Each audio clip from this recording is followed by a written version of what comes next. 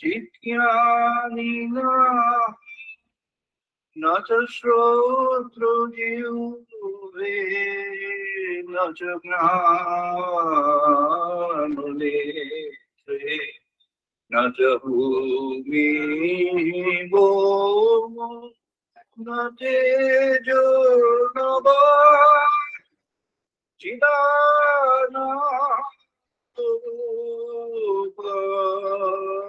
शिवोऽहं शिवोऽहं चिदानन्दरूप शिवोऽहं शिवोऽहं चिदानन्दरूप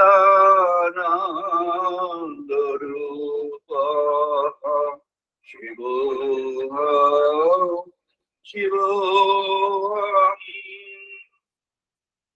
न च प्राणसङ्को न वै पञ्चवायुः न वा सप्तधातु न वा पञ्चकोशा न वा पाणिपादौ न च वास्तवायुः चिदानन्दरूप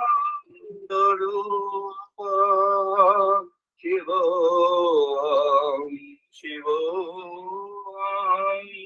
चिदानन्दरूप शिवोऽहं शिवोऽहं चिदानन्दरूप शिवोऽहं शिवोऽहं न मे द्वेषरागो न मे लोभो मोहः पादनैव मे नैव मत्सर्यवा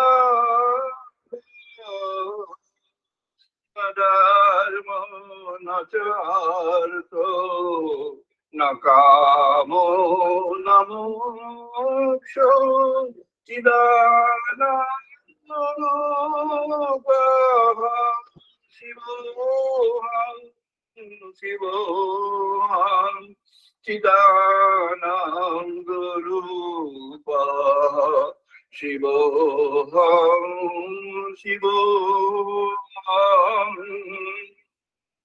न पुण्यं न पापं न सुखं न दुःखं न मन्त्र न तीर्थ न वेद न यज्ञ अहं भोजनं नैव भोजं न भोक्ता चिदानन्दरूप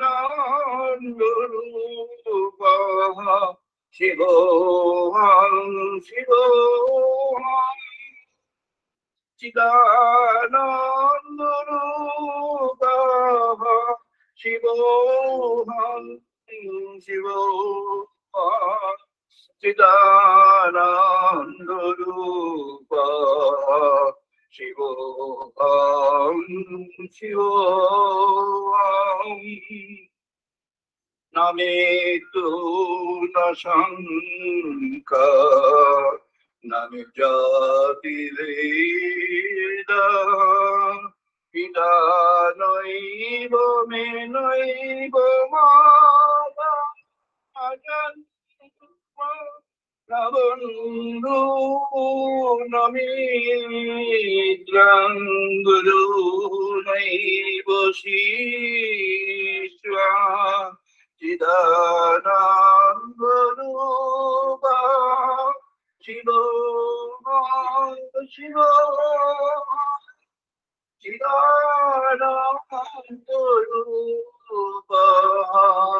शिवोऽहं शिवोऽहं चिदानन्दरूप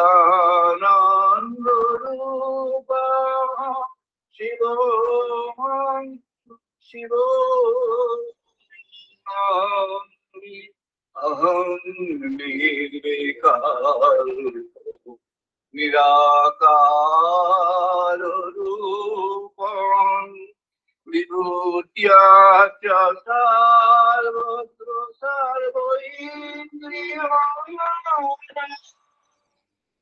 न च संपदं नैव मुक्ति न मे चिदानन्दरूपः शिवोऽहं शिवोऽहं चिदानन्दरूपः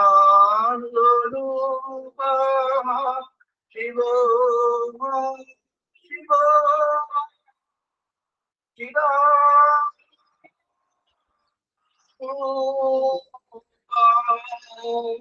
शिवोऽहं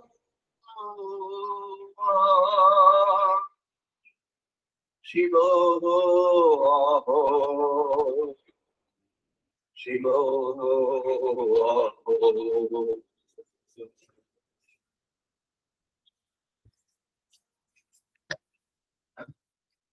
আমরা এখন বেদমন্ত্র পাঠ করব, সবাই পার্টিসিপেট করুন।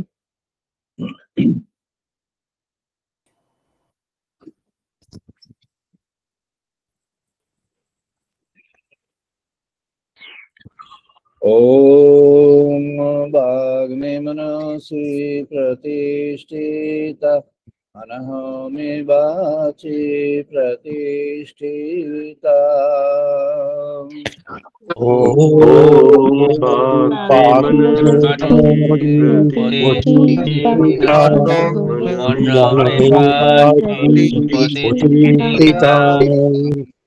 आवे आवे मेरे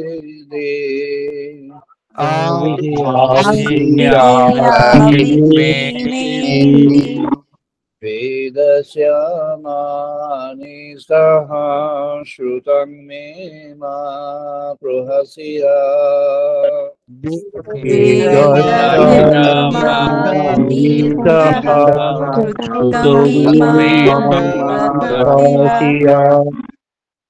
अनेनोदितेन अहोरात्रं संदधामि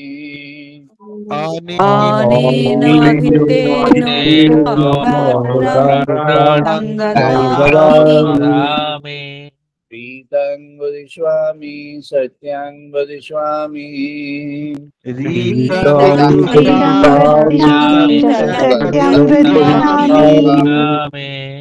तत्मामवतु तद्वक्तारमवतु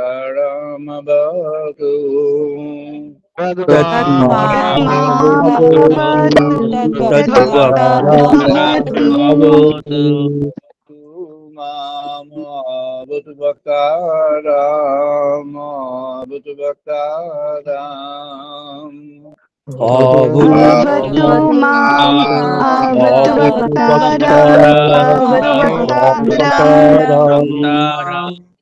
शांति शांति शांति।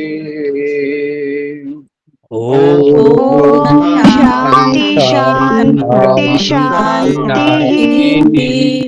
ओम आप्यायन्तु मम अंगानि प्राणः चक्षुः आभयन्तु मम अंगानि प्राणाः चक्षुः श्रोत्रमाथः बलम् इन्द्रियाणि च सर्वाणि श्रोत्रमालमिन्द्रियाणि च सर्वाणि ब्रह्मोपनिषदाम्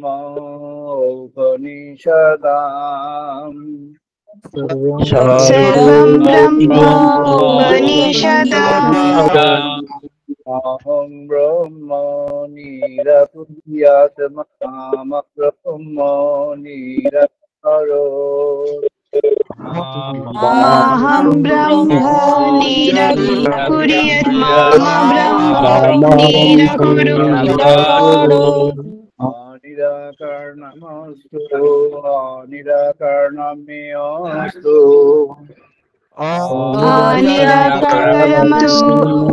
निराकरणमेऽस्तु मयि santo te moi santo धर्मस्ते मयि सन्तु ते मयि सन्तु शांति शांति शांति ॐ शान्ति शान्ति शान्ति पूर्णमादः पूर्णमिदं पूर्णात् पूर्णमुदच्यते ॐ पूर्णमादः पूर्णमिदं पूर्णमुदच्यते पूर्णमादाय पूर्णमिदो अवशिष्यते पूर्णस्य पूर्णमादाय पूर्णमेवावशिष्यते शांति शांति शांति ॐ शान्ति शान्ति शान्तिः सहनो भवतु सहनौ भुनक्तु ॐ सहनौ भुनक्तु सह वीर्यं करवावहै वीर्यं करवावहै यसीनो अधीतमस्तु मा विद्विषावहै तेजस्विनो अधीतमस्तु मा विद्विषावहै शांति शांति शांति ॐ शान्ति शान्ति शान्तिः शांनो मित्रः शां वरुणः शां नो भवति अर्यो महा ॐ शां मित्रः शां वरुणः शां अर्यो शां नो इन्द्रः बृहस्पतिः शां नो विष्णुरुक्रमः शां न इन्द्रः बृहस्पतिः शां न विष्णुरुक्रमः ब्रह्मणे नमः देवायुः नमः ब्रह्मणे नमः देवाय त्वमेव प्रत्यक्षं ब्रह्मसि त्वमेव प्रत्यक्षं ब्रह्मयसि प्रत्यक्षं ब्रह्म वदिष्यामि त्वमेव प्रत्यक्षं ब्रह्म वदिष्यामि रीतं वदिष्यामि सत्यं वदिष्यामि रीतं वदिष्यामि सत्यं वदिष्यामि मामवतु तद्वक्तारमवतु तन्माम् अवतु तद्वक्तारमवतु मामवतु वक्तारम् अवतु माम् अवतु वक्तारम् शांति शांति शांति ॐ शान्ति शान्ति शान्तिः कर्णे भीषणां देवा ॐ कर्णे भीषणं देवा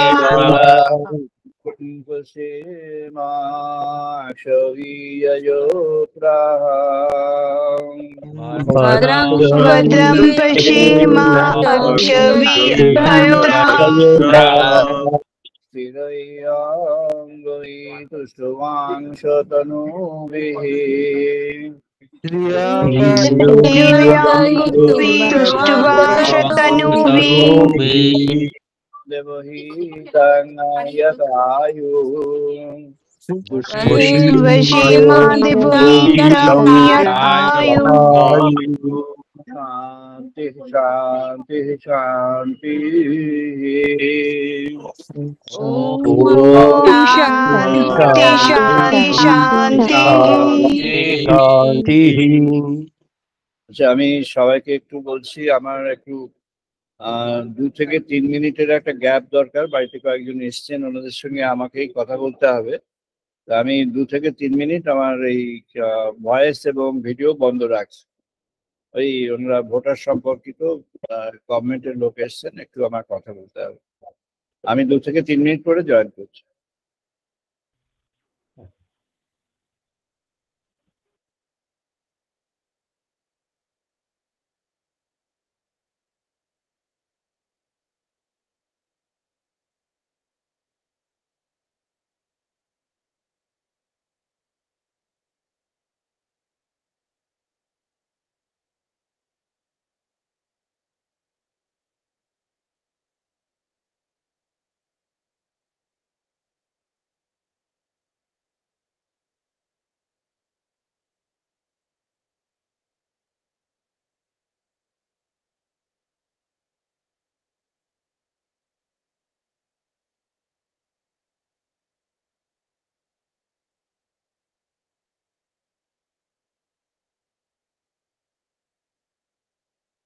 আই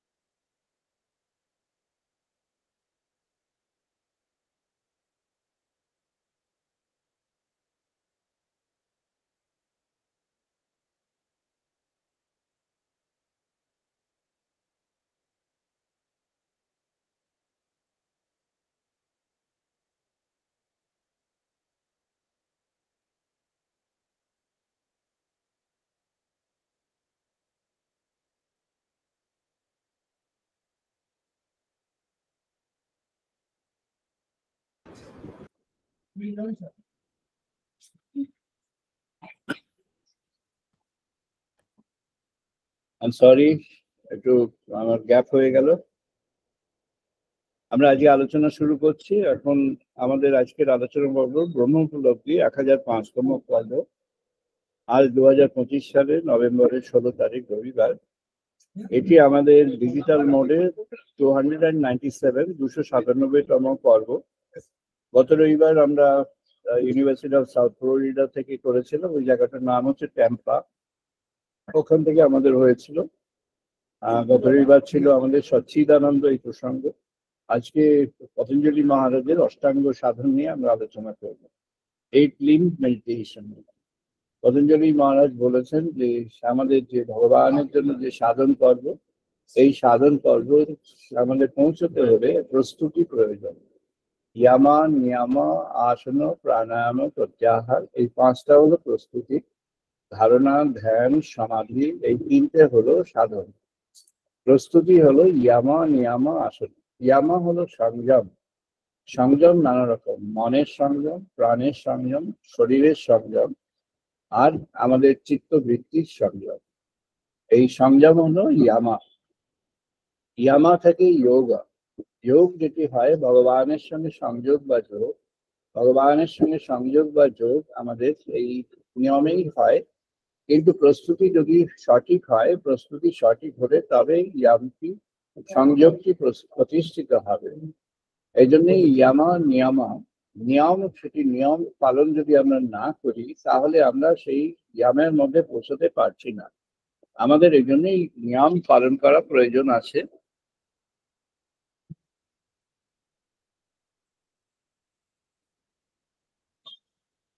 আচ্ছা শান্তিবাবু, আমার কথা শোনা যাচ্ছে? হ্যাঁ স্যার। আচ্ছা, ঠিক আছে। I was thinking like, I lost it. Patanjali মহারাজ বলছেন অথ যোগ অনুশাসনম, মনকে তিনি ব্যাখ্যা করেছেন 5টি ভাগে। ক্ষিপ্ত মন, মূঢ় মন, বিক্ষিপ্ত মন, একাগ্র মন আর নিরুদ্ধ মন। ক্ষিপ্ত, মূঢ়, বিক্ষিপ্ত, একাগ্র, নিরুদ্ধ, এই 5টি ভাগে পতঞ্জলি মহারাজ আমাদের মানুষের মনকে বিভাগ করেছেন। মনের এই পরিস্থিতি সম্পর্কে আমাদের উপনিষদে একটি সংলাপ রয়েছে একজন গুরু এবং শিষ্যের মধ্যে। তিনি একটি উপমা দিয়েছেন, একটি মনকে বানরের সঙ্গে তুলনা করেছেন, মাংকির সঙ্গে তুলনা করেছেন। মাংকির সঙ্গে তুলনা করেছেন কারণ মতি হচ্ছে চঞ্চল, মন আমাদের চঞ্চল থাকে। যেমন উদাহরণ দেওয়ার জন্য বলা হয়েছে যে বানর যেমন চঞ্চল, যেমন রেস্টলেস, মনও সেরকম রেস্টলেস। এই মন, রেস্টলেস মন, সেটাকে সংযমের মধ্য দিয়ে, সেটা ইয়াম নিয়ম আসন প্রাণায়াম প্রত্যাহার, এর মধ্য দিয়ে সেটিকে গুটিয়ে আনতে হয়। ঋষি বললেন যে মানুষের মনটাকে যেন বানরের সঙ্গে তুলনা করা যায়। তাতে সবটা কমপ্লিট হলো না, তাহলে বানরের সঙ্গে তুলনা করার পরেও আমাদের আরো থেকে যায়। সেই থাকাটি হলো মনকে আমাদের তুলনা করতে হয় যে চারদিকে ছড়িয়ে থাকা বিষয়ের উপরে। এই বানরকে যদি বৃশ্চিক দংশন করে, স্করপিয়ন যদি কামড়ে দেয়, তাহলে বানরের রেসলেসনেস অনেকটা বেড়ে যায়। সেটি হলো বিক্ষুব্ধ অবস্থা। কেন এটি হয়? কারণ মূঢ় মন অর্থাৎ অজ্ঞানতার দ্বারা আমাদের মধ্যে অজ্ঞানতা প্রবিষ্ট হয়ে আছে, অজ্ঞানতা প্রধান হয়ে আছে। এই অজ্ঞানতার জন্য মন চারদিকে ছড়িয়ে থাকে। অজ্ঞানতার দ্বারা আমরা বন্দী, আবদ্ধ। এই অজ্ঞানতাই আমাদেরকে বন্ধন করে রাখে। এই অজ্ঞানতার জন্য মন চারদিকে ছড়িয়ে থাকে। তাই জন্য ক্ষিপ্ত থেকেও আবার বিক্ষিপ্ত হয়ে যায়। বিক্ষিপ্ত মনের মধ্যে অবস্থাকে বর্ণনা করেছেন পতঞ্জলি মহারাজ। তাতে বলছেন মনের বিক্ষেপ নানা বিষয়ের উপরে পড়ে। নানা বিষয়ের, প্রতিটি বিষয়ের মধ্যে একটা আকর্ষণী রয়েছে, সেই আকর্ষণীর দ্বারা বিক্ষেপটা হয়। এবং বিক্ষেপটা সেখানে এমন ভাবে হয়, কখনো মৃদু, কখনো মধ্য, কখনো তীব্র। বিক্ষেপের 3টি ভাগ আছে, যেমন ক্ষিপ্ত 3টে ভাগ আছে, মৃদু, মধ্য, তীব্র। মৃদু, মধ্য, তীব্র, এই 3টে ভাগে ক্ষিপ্ত আছে, এই 3টে ভাগে বিক্ষিপ্ত আছে। ক্ষিপ্ত মন, রেস্টলেসনেস, যেমন বাঁদরের মধ্যেও 3টি ভাগ আছে, মৃদু, মধ্য এবং তীব্র। তীব্রতা কখন হয়? যখন তার মধ্যে আকর্ষণগুলো খুব ভীষণ হয়ে যায়, যখন ডিজায়ারটা প্রচন্ড হয়ে যায়, যখন বাসনাগুলি এসে যেন দংশন করতে থাকে, বাসনাগুলি যখন যেন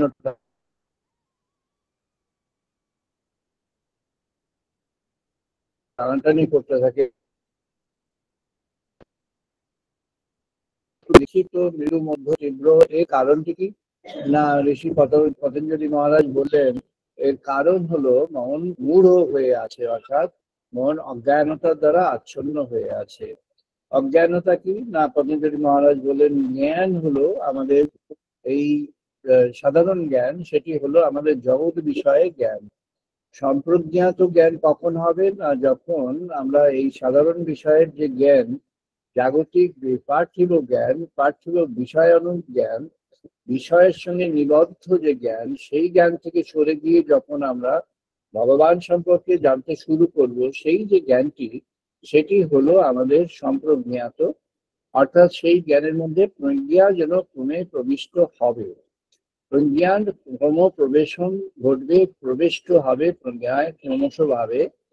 এই প্রজ্ঞায় প্রবিষ্ট হওয়ার জন্য, প্রজ্ঞার প্রবিষ্ট হওয়ার জন্য ভেতরে অভ্যন্তরে জ্ঞান ক্রমাগত ভাবে বাড়তে থাকবে। এই অভ্যন্তরের জ্ঞান যেমন ভাবে বাড়তে থাকবে, তেমন ভাবেই এই জ্ঞান সঞ্চয় হয়ে যাবে। এবং এই জ্ঞান সঞ্চয় যখন হবে, ভগবানের জ্ঞান সেটি। পতঞ্জলি মহারাজ বলেছেন যেমন অন্ধকার ঘরে আলোর অবস্থান, মৃদু আলো, মধ্য আলো, তীব্র আলো। যেমন আমাদের ক্ষিপ্ত এবং বিক্ষিপ্ত, মৃদু, মধ্য, তীব্র, এই 3টি ভাগে বিভক্ত হয়ে আছে, তেমনি জ্ঞানের আলোকও 3টি ভাগে বিভক্ত হয়ে আছে। যখন মৃদু আলো আসে তখন সেটি বাহ্য আলো, বাহ্যিক আলো, যেন সূর্যের আলো জানলা দিয়ে প্রবেশ করেছে বা সূর্যের আলো প্রবেশ করেছে। অথবা তিনি আলোর মধ্যে চলে গেছেন, বাইরের আকাশের নিচে খোলা আকাশের আলোর কাছে চলে গেছেন। এটি হলো তার যে আলোক, সেটি হলো জাগতিক আলোক, সেটি হলো মৃদু আলো। এই মৃদু আলো কেন না, এই আলোক আমাদের আহ, দৃষ্টিকে দৃষ্টিকে আকর্ষণ করে, এই আলোকে আমাদের বাহ্য দৃষ্টি উন্মোচন হয়, কিন্তু এই আলোক আমাদের অন্তরে প্রবেশ করতে পারে না। এই আলোক অন্তরের প্রবেশের এর অধিকার হয় না সাধারণভাবে। কিন্তু এই আলোকের আবার অন্তরে প্রবেশের অধিকার গড়ে ওঠে আমাদের উদ্যোগের সহযোগে, আমাদের যত্নশীলতার সহযোগে। এই যখন গড়ে ওঠে আলোক, যখন অন্তরে ক্রমে প্রবেশ শুরু হয়, তখন আলোকের মধ্যমাত্রা আসে। মধ্যমাত্রা কি হলো না, মধ্যমাত্রা হলো বাইরেও আলো আছে, অভ্যন্তরেও আলোক আছে। অর্থাৎ যে আলোকটি আমরা বাইরে দেখছি, সেই বাইরের আলোকের যেন একটা আভা অভ্যন্তরে চলে গিয়েছে। বাইরের আলোকের আভা অভ্যন্তরে যখন চলে গিয়েছে, তখন সেই আলোকের মাত্রা অন্তরের মধ্যে, অভ্যন্তরে সেই আলোকের মাত্রা যেন গভীরভাবে গভীরতর হয়ে গিয়েছে। এই অভ্যন্তরে যে আলোকের মাত্রা গভীর হয়ে গিয়েছে, সেই অভ্যন্তরে হয়ে যাওয়ার দ্বারা এই আলোক মাত্রায় সকলকেই আমরা, তখন যেমন বাইরে সমস্ত বস্তু, ব্যক্তি, উপাদান, প্রকৃতি সবকিছুকেই যেমন দর্শন করা যায়, দেখা যায়, বোঝা যায়, আলোকের দ্বারা আলোকোন্নিত হয়ে, আলোকোচিত হয়ে সবকিছুই দেখা যায়, তাকে প্রকৃত অবস্থা দেখা যায়, বাহ্য স্নাত প্রকৃত অবস্থা, আলোক স্নাত প্রকৃত অবস্থা দেখা যায়। এমনই অবস্থা থেকে আবার ক্রমে ক্রমে অভ্যন্তরের আলোক ফুটে ওঠে। যোগী যখন যোগের মধ্য দিয়ে প্রবেশ করেন, তখন একটা বিভূতি তার মধ্যে তৈরি হয়। পতঞ্জলি মহারাজ বলেছেন, যোগ অনুশাসনের মধ্য দিয়ে একটা বিভূতি মাত্রা তৈরি হয়। সেই জন্য সমাধিপাদ, সাধনপাদ, তারপরে উনি বিভূতিপাদ বলেছেন। সমাধিপাদে আইডেন্টিফিকেশন অফ দ্য থিংস, সাধনপাদে maintaining and the practice of the thing, আর বিভূতিপাদে তার দ্বারা যেগুলো অ্যাকোয়ার্ড রিফ্লেকশন, সেগুলি হচ্ছে বিভূতিপাদে। এই তিনটেকে সম্বল করে কৈবল্য পাদে পৌঁছানো হয়, যেটি মোক্ষধাম। মোক্ষধামে পৌঁছানো হয়, সেখানে কোনো সমাধি নেই, সেটি সমাধির পরের অবস্থা। সমাধিতে মোক্ষ লাভ নয়, সমাধি মোক্ষ লাভের সূচনা পর্ব তৈরি করে দেয়। সমাধি সাধনের দ্বারপ্রান্তে নিয়ে যায়, সমাধি ভগবানের কাছে নিয়ে যায়, সমাধি ভগবানের দিকে আহ্বান করে নিয়ে যায়। তাই এই মৃদু, মধ্য, তীব্র, এই তিনটি ভাবে যেমন মন ক্ষিপ্ত বিক্ষিপ্ত হয়ে আছে, এমনি মূঢ়তার যারা মন হয়ে আছে আবদ্ধ আচ্ছন্ন। মূঢ়তায় আচ্ছন্ন হয়ে আছে, তাই ক্ষিপ্ত এবং বিক্ষিপ্ত হয়ে থাকা মন, চারদিকে ছড়িয়ে থাকা মন, বিক্ষিপ্ত হয়ে থাকার মধ্য দিয়ে যে মন, সেই মনকে এবার গুটিয়ে আনবার যেন যাত্রার সূচনা হবে। সেই গুটিয়ে আনবার যাত্রাটি হলো যোগ অনুশাসন। তাকে বলেছেন পতঞ্জলি মহারাজ যোগ অনুশাসন। তাই জন্য বলছেন আতঃ যোগ অনুশাসনম, আতঃ যোগ অনুশাসনম। এই দিয়ে শুরু হলো পতঞ্জলি মহারাজের যাত্রা। তিনি প্রথমে একটা ডেফিনেশন দিলেন, যোগটা কি। যোগঃ চিত্ত বৃত্তি নিরোধ। যোগ কি না, যোগ হলো চিত্তের বৃত্তি নিরোধ। চিত্তের বৃত্তি কি না, চিত্তের বৃত্তি হলো তটস্থ লক্ষণ। তটস্থ লক্ষণ কি, তট হচ্ছে যেন নদীর পাশে, নদীর কাছে, নদীর পাড়, মাটি পেয়ে গেলেন। তিনি নদীতে চলে যাচ্ছিলেন, নদীতে নৌকো বেয়ে চলে যাচ্ছিলেন, নৌকোর মধ্যে চলে যাচ্ছিলেন, তিনি একটা মাটি পেয়ে গেলেন, তিনি একটা ঘাট পেয়ে গেলেন, মাটি পেয়ে গেলেন, মাটিতে আসলেন, তিনি তটস্থ হলেন। তটস্থ অর্থাৎ তিনি একটা যেন স্থায়িত্ব পেলেন, একটি স্থায়িত্ব পেলেন, যে স্থায়িত্বের একটি অংশ ভগবান প্রোভাইড করেছেন। ভগবান সেই স্থায়িত্বকে দান করেছেন, সেটি হলো ভূমিকে দান করেছেন, প্রকৃতিকে দান করেছেন। আপনি সেই প্রকৃতির মধ্যে এখন একটি পদক্ষেপের সুযোগ পেলেন, অর্থাৎ আপনি এখন তটস্থ অবস্থার মধ্যে প্রবেশ করবেন। এই তটস্থ অবস্থা হলো স্টার্টিং পয়েন্ট। চিত্তের এই তটস্থ অবস্থা কি না, চিত্ত, the memory is into reality now. Memory is into reality of the world now. What is the reality of the world? Reality of the world হচ্ছে মেমোরি তখন ওয়ার্ল্ডকে কানেক্ট করছে। ওয়ার্ল্ডকে কানেক্ট করে মেমোরি এবার এগিয়ে যাবে। অর্থাৎ এখন যে চিত্ত বৃত্তি নিরোধ করতে হলে চিত্ত বৃত্তিকে কি সেটিকে জানতে হবে। পতঞ্জলি মহারাজ বলছেন চিত্ত বৃত্তিকে না জানলে নিরোধ করবে কি করে। Your enemy, you need to know the enemy. If you want to resist some negative thing, you need to know what that negative thing is. তোমাকে তখন জানতে হবে যে বৃত্তিটি এখানে নিরোধ করছে, যে বৃত্তিকে নিরোধ করতে হবে, যে বৃত্তিকে তোমাকে রুখে দিতে হবে, আটকাতে হবে, সেই বৃত্তিটি কি, তার বিষয়টি কি, তার অভ্যন্তরে কি বস্তু রয়েছে, সেই বৃত্তিকে বুঝবার জন্য তখন তাকে সেখানে ওই সেই বৃত্তির অভ্যন্তরে প্রবেশ করতে হবে। এই বৃত্তির অভ্যন্তরে তাকে প্রবেশ করতে হলো যে চিত্তবৃত্তিকে জানতে হবে। এর একটি পতঞ্জলি মহারাজ একটি ব্যাখ্যা, পতঞ্জলি মহারাজের এই সূত্র থেকে ব্যাখ্যা শঙ্করাচার্য দিয়েছেন এবং অন্যান্যরা দিয়েছেন, কোনো যোগীরাও পর্যন্ত দিয়েছেন। তারা যে ব্যাখ্যা দিয়েছেন সেই ব্যাখ্যা কেউ কেউ কোনো মহাপুরুষরাও দিয়েছেন। একজন খুব বিখ্যাত বৈষ্ণব মহাপুরুষ সন্ন্যাসী, তিনি এটি দিয়েছেন। তিনি আবার উচ্চশিক্ষিত, খুবই শিক্ষিত, বিদেশে উচ্চতম শিক্ষা পেয়েছেন। তিনি তার বৈষ্ণব শাস্ত্রে তিনি ডক্টরেট পেয়েছেন। তো তিনি কিন্তু সেটা ইম্পর্টেন্ট নয়, তার ইম্পর্টেন্ট হলো তার নিজের যে অবস্থা। তিনি একজন ব্রহ্মজ্ঞানী পুরুষ ছিলেন, দেহে ছিলেন যখন। তো তার এটি হলো যে যখন এই চিত্ত বৃত্তির নিরোধের দিকে যেতে হবে তখন চিত্ত বৃত্তিকে জানতে হবে। কিন্তু সমস্যা হলো চিত্ত বৃত্তিকে যখন জানবার জন্য মনের আকুতি আসবে বা মনকে যখন ফ্রিডম দেওয়া হবে, তখন মনের মধ্যে what is the risk factor here. জগতে আমরা যখন কোনো কিছু করতে যাই তখন একটা রিস্ক ফ্যাক্টর থাকে। তো what is the risk factor? যেমন দি ওয়ার্ল্ড অফ বিজনেস, সেখানে সবসময় জানতে হবে what is the risk factor of doing business here in this country, অথবা জানতে হবে what is the risk factor involved in this decision that I am taking, অথবা প্রত্যেকের জীবনের মধ্যেও জানতে হবে যে তার মধ্যে রিস্ক ফ্যাক্টর কি আছে। তো এখানে রিস্ক ফ্যাক্টর কি আছে? তো মহারাজ বললেন, তিনি বললেন যে এই রিস্ক ফ্যাক্টর হলো যখন তুমি চিত্তবৃত্তির পরিচয় নিতে যাবে তখন চিত্তবৃত্তিই তোমাকে আকর্ষণ করে নিয়ে সরে দিবে। অর্থাৎ চিত্তবৃত্তির পরিচয় নেওয়া হলো যে এই আছে চিত্তের মধ্যে, what are the things content in this.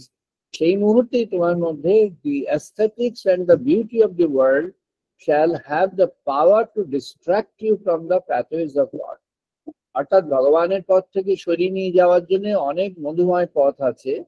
সেই সমস্ত মধুময় পথ আপাত দৃষ্টিতে মধুময়, সেই সমস্ত জাগতিক দৃষ্টিতে যা যা মধুময় পথ আছে, সেই পথের আকর্ষণ তোমাকে ডিস্ট্রাক্ট করে নিয়ে যেতে পারে। তখন তিনি বললেন তাহলে উপায় কি? না, ওই যে পতঞ্জলি মহারাজ বলেছেন, পরের দিকে আমরা আলোচনায় আসছি সেখানে, সেটি আজকে আমাদের আলোচনার মধ্যে বিশেষ অংশ। বললেন ঈশ্বর প্রণিধানাৎ বা, অর্থাৎ তখন ভগবানকে স্মরণ করে তুমি এবার ধরে থাকো। অর্থাৎ চিত্তবৃত্তিকে যখন তুমি এবার যোজনা করবে, চিত্তবৃত্তিকে জানবার জন্য চেষ্টা করবে, কারণ চিত্তবৃত্তি নিরোধ করতে হবে। নিরোধ করতে হলে তাকে জানতে হবে, তাকে জানতে হলে বিপদ। জানতে হলে the moment you are trying to understand the contents of the memory of yours and the collective memory of the human civilization or of the world, তাহলে নানা কিছু এসে যাবে, নানা প্রসঙ্গ, নানা উপমা, নানা উদাহরণ, নানা মানুষের নানা ধরনের রেকমেন্ডেশন, নানা ধরনের উপজীব্য, নানা কাব্য, নানা সাহিত্য, নানা পরিবেশন, নানা প্রকৃতি রূপ, নানা ধরনের attractions. So many diverse things of attraction will have the power and will be allowed to penetrate within your mind further and deluging your mind towards that, তাদের দিকে আকর্ষণ করে টেনে নিয়ে চলে যাবে, like a magnetic attraction which pulls out the magnetic body from across some place to the other through the magnetic attraction. তেমনি magnetic অ্যাট্রাকশনে তখন পরিবেশন হবে যা কিছু জগতের বিষয় আছে, সেটি আহা কি সুন্দর, সেটি কত তার মনোরম, তো সেটি কত এনজয়িং, সেটি কত ভালো, এমন ভাবে আপাত পরিবেশনা আসবে।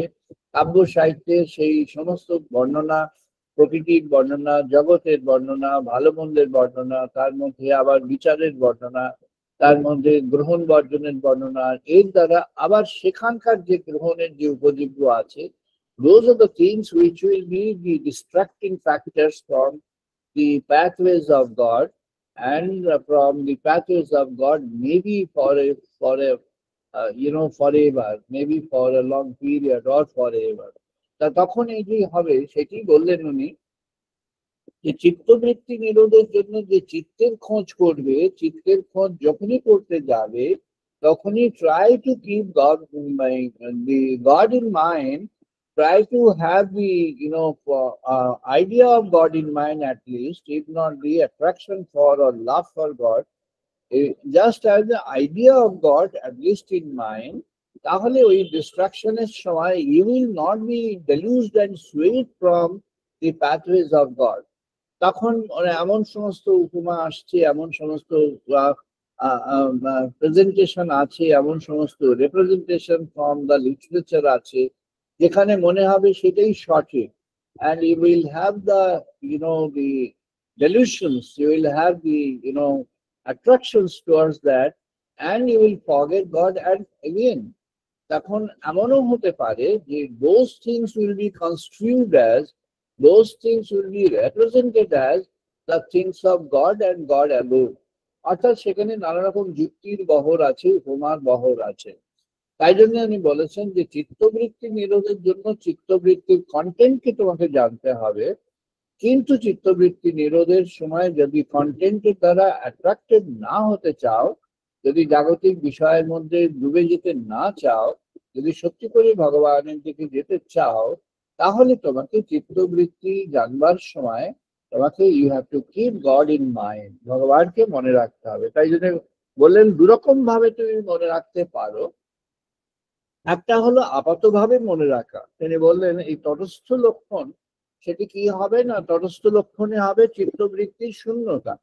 চিত্তবৃত্তিতে শূন্যতা কি হবে না, চিত্তের শূন্যতা। চিত্তের শূন্যতা হচ্ছে কন্টেন্টলেস, শূন্যতা হলো কন্টেন্টলেস, চিত্তের শূন্যতা হলো কন্টেন্টলেস। অর্থাৎ তটস্থ লক্ষণে তুমি কেমন করে you will have the power to clinch in God, তখন ভগবানকে স্মরণে রাখা তোমার পক্ষে কিভাবে সম্ভব হবে না, তুমি তখন চিত্তবৃত্তিকে শূন্য করে দেবে। অর্থাৎ whatever is there, you take a call that whatever is there, তোমার ক্ষিপ্ত মন, মূঢ় মন, বিক্ষিপ্ত মন, এই তিনটের যে কোনো একটা অবস্থায় হোক না কেন, তুমি এই তিনটেই তোমার disturbing positions of the mind, এই তিনটের যে কোনো অবস্থা, একটা অবস্থা হলো না কেন, তোমাকে সেখানে শূন্য করতে হবে। পতঞ্জলি মহারাজ বলছেন এই ক্ষিপ্ত মন কেন না, তোমার মধ্যে ডিজায়ার আছে, বাসনা আছে, বাসনার জন্য মন ক্ষিপ্ত হয়ে আছে। অর্থাৎ বাসনা আছে, বাসনার পূরণ আনএন্ডিং। বাসনা কি না, বাসনা হলো ক্ষুধা, বাসনা হলো ক্ষুধা। যে জন্য সত্যের পথে এবারে ক্ষুধার সাম্রাজ্যের কথা বলা হয়েছে, কারণ এ মাসে আমরা এই পতঞ্জলি মহারাজের আলোচনায় প্রবেশ করব বলে সেটি জানানো দরকার সবার। তাই সবার ডিটেলসে আলোচনা দরকার। আমাদের উপনিষদ কেমন ভাবে এই ক্ষুধাকে বর্ণনা করেছেন সেটা সামারাইজ ভাবে আমরা এবারে নভেম্বর 2025-এ সত্যের পথে বর্ণনা হয়েছে। সেটি এখন যাদের কাছে পত্রিকা এখনো পৌঁছায়নি, তারা ওয়েবসাইটে এক্ষুনি গেলেই পেয়ে যাবেন।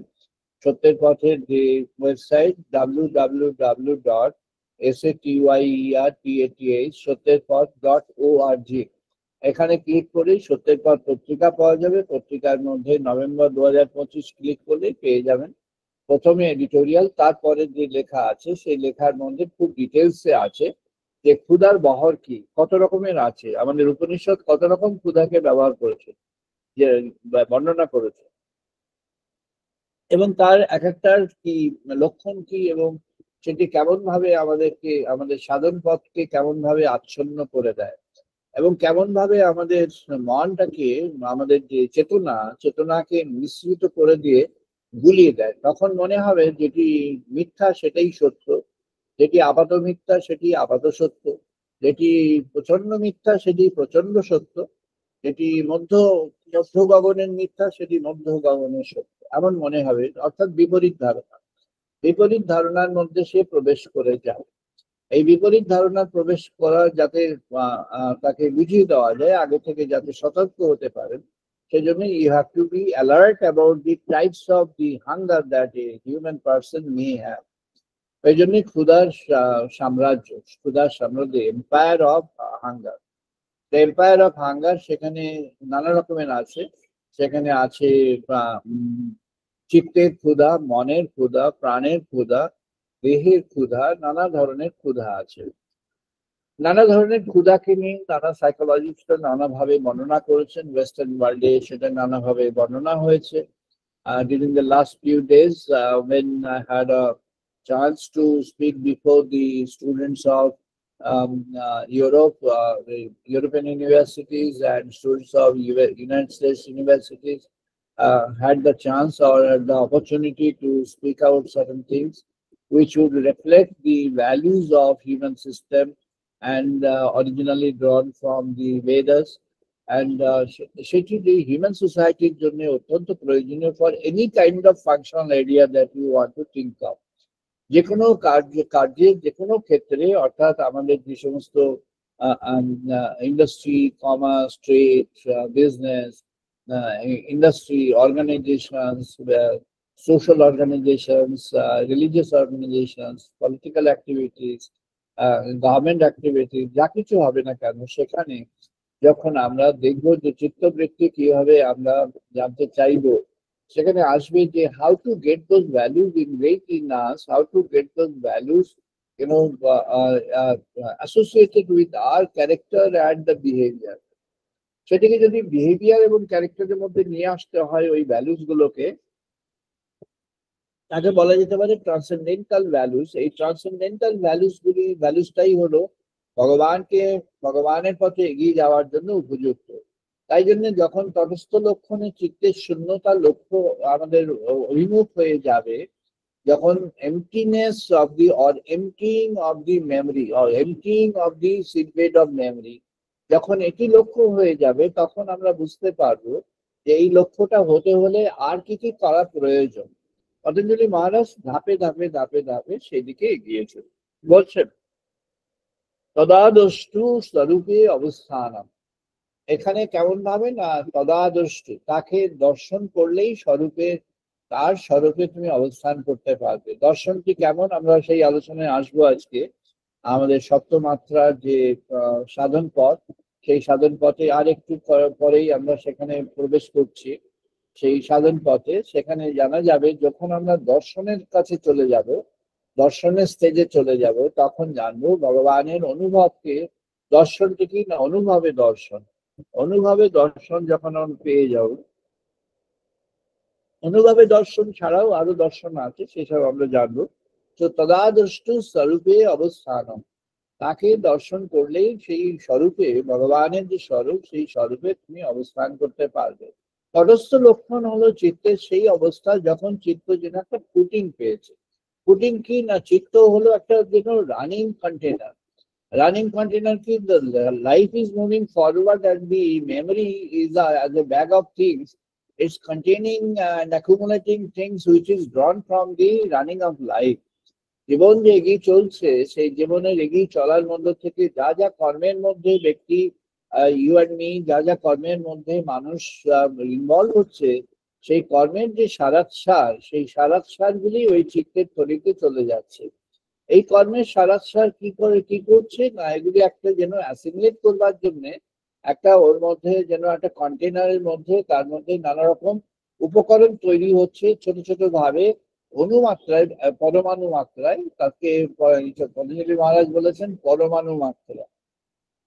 পরমাণু মাত্রায় সেটি যেন সেখানে সংযুক্ত হচ্ছে, অর্থাৎ অতি ক্ষুদ্র অবস্থায় সেটি চলে যাচ্ছে। অর্থাৎ একটা বিরাট ঘটনা, তার কার্যক্রম, সেখানে আপনার ইনভলভমেন্ট, সেখানে আপনার কাজকর্ম, আপনার কথাবার্তা, আপনার মনের মধ্যে যা উদয় হয়েছে, আপনার প্রাণের মধ্যে যা উদয় হয়েছে, যদি কোনো আকাঙ্ক্ষা উদয় হয়ে থাকে, যদি কোনো ক্ষুধা সেখানে জেগে থাকে, অথবা কোনো বৈরাগ্য এসে থাকে, অথবা কোনোভাবে ভগবানের নামে রুচি এসে যায়, অথবা কোনোভাবে ভগবানের দিকে আকর্ষণ এসে যায়, অথবা কোনোভাবে জ্ঞান সঞ্চার হয়, অথবা এসব কিছু না হয়ে জগতের যে কর্মের বন্যা, জগতের যে বিষয়ের যে আকর্ষণের বন্যা, সেই আকর্ষণে ভেসে যাওয়া হয়েছে, যা কিছু হয়ে থাকে তারই যে সারাৎ সার, সেই সারাৎ সার হলো কর্মের সার।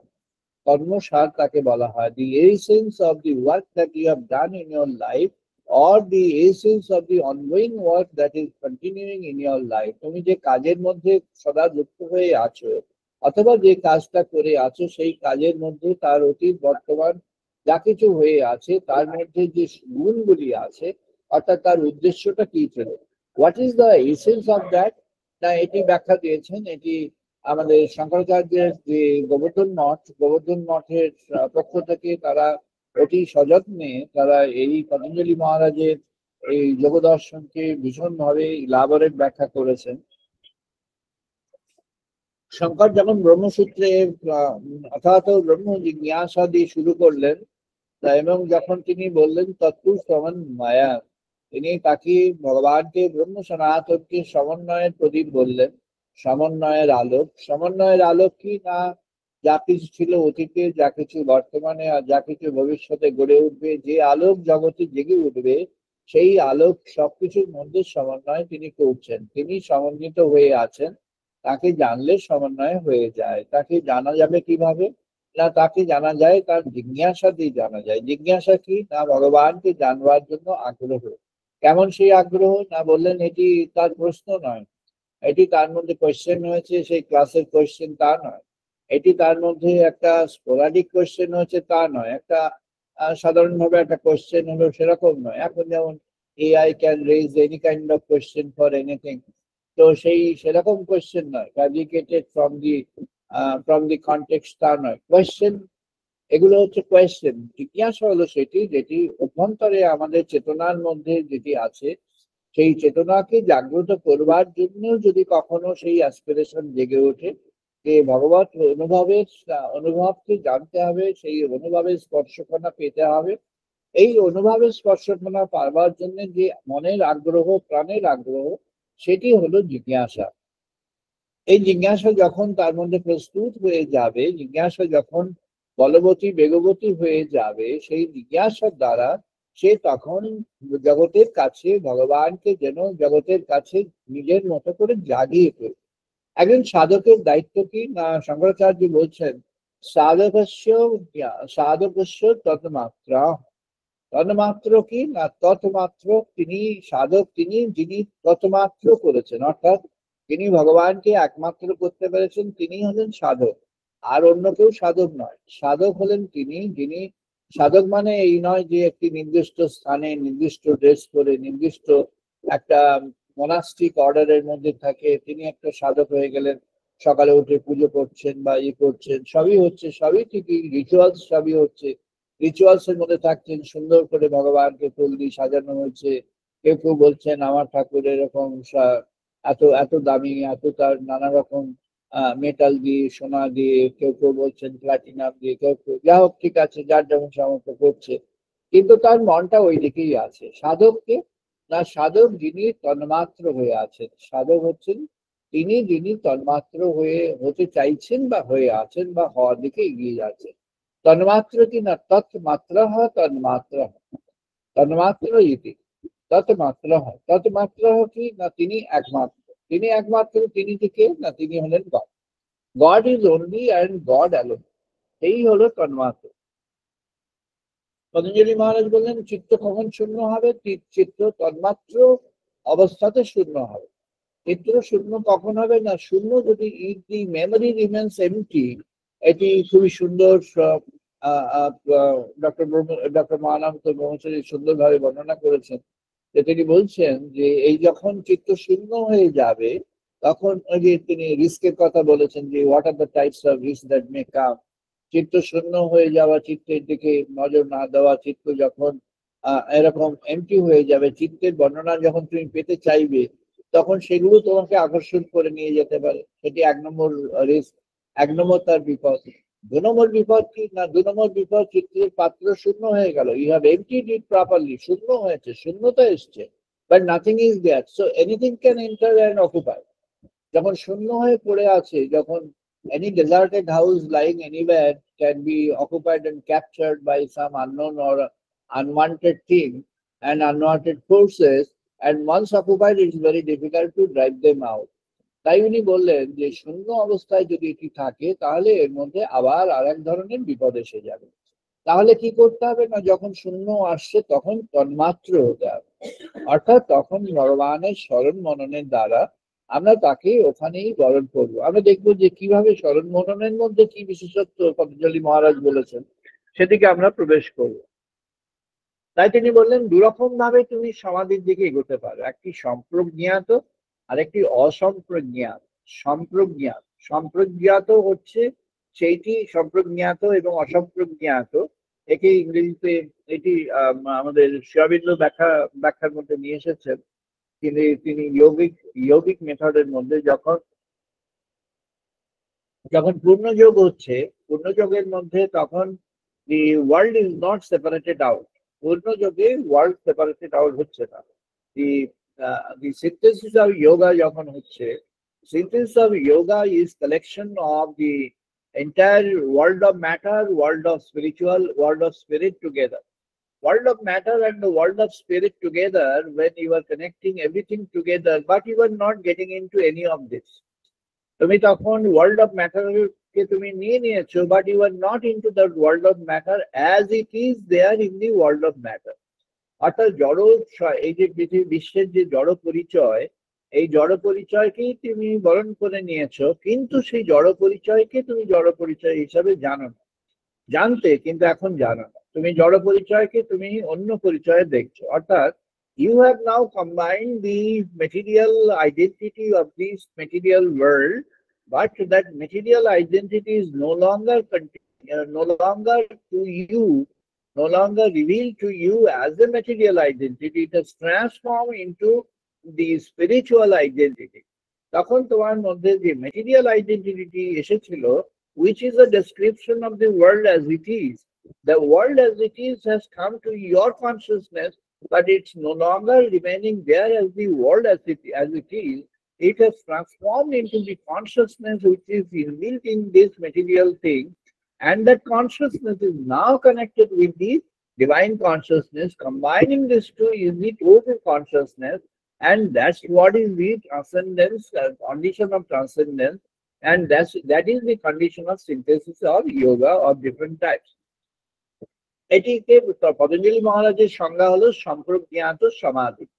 সম্প্রজ্ঞাত সমাধি is that condition of ecstasy where you have this entire world in your recognition and the consciousness in your recognition together, but the world in your recognition now is no longer a world which has got the material tenet or the material tendency inbuilt in it. It's but the conscious element which is there inbuilt in every elemental identity of this world.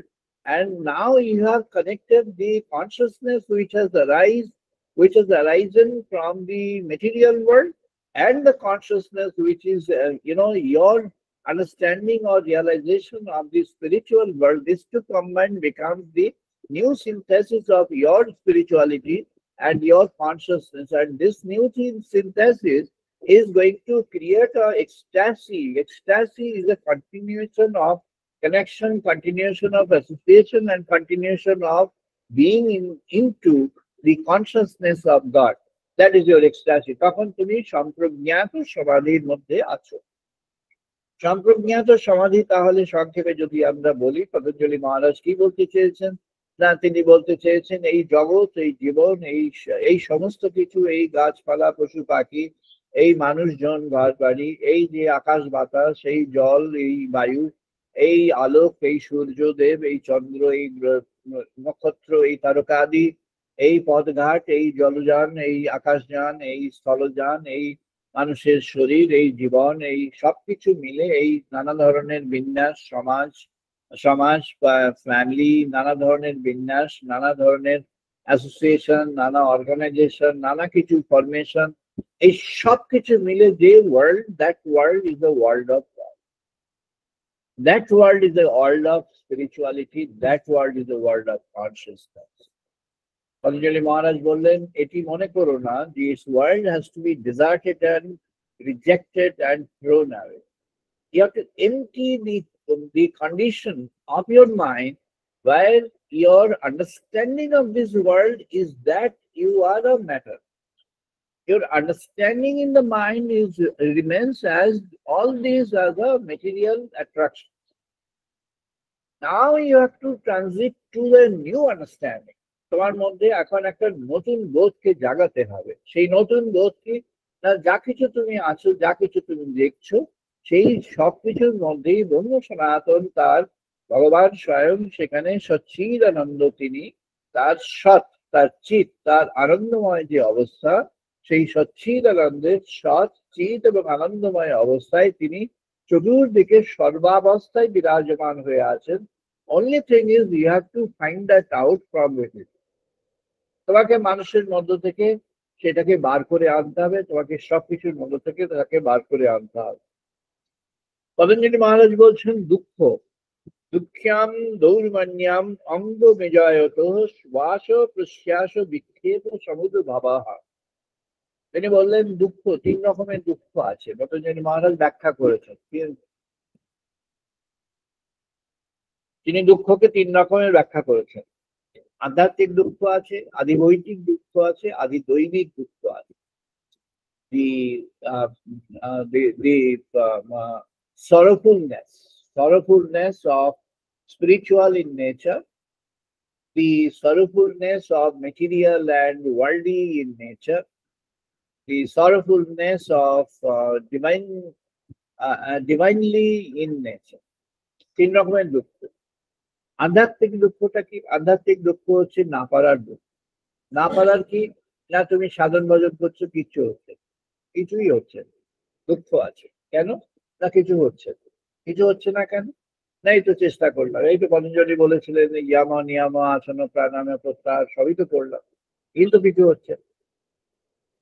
সবরই মা যদি বলছেন যে হ্যাঁ আমি তো এই তো প্রতীক্ষা করে আছি, কিন্তু কিছু হলো না, এই তো এত বছর হয়ে গেল প্রতীক্ষা করে আছি, তাহলে তো কিছু হলো না। আমি তো এতদিন ধরে রামচন্দ্রের প্রতীক্ষা করে আছি, কিছু হলো না, তাহলে কি হলো? তিনি তখন বলছেন যে তার প্রতীক্ষায় কিছু অপেক্ষা করে আছেন, সবরী মাতা অপেক্ষা করে আছেন। Waiting, is waiting waiting waiting waiting.